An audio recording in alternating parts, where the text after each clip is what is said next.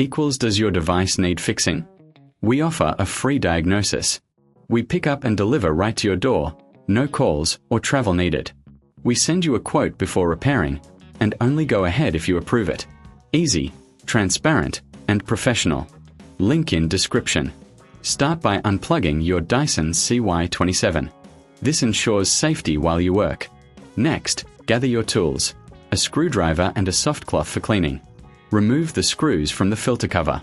Keep them in a safe place. Once the cover is off, take out the old filter. Inspect it for any damage. A visual check is essential to ensure optimal performance. Now, clean the filter area with a soft cloth. This helps remove any dust or debris. If the filter is dirty, rinse it under cold water. Avoid using any detergents. Let it dry completely for at least 24 hours. While waiting, check the internal components for any signs of wear. This is a good time for a professional diagnosis without obligation. Once the filter is dry, reinsert it and secure the cover with screws. Remember, you can enjoy pickup and delivery at your home for any repairs needed.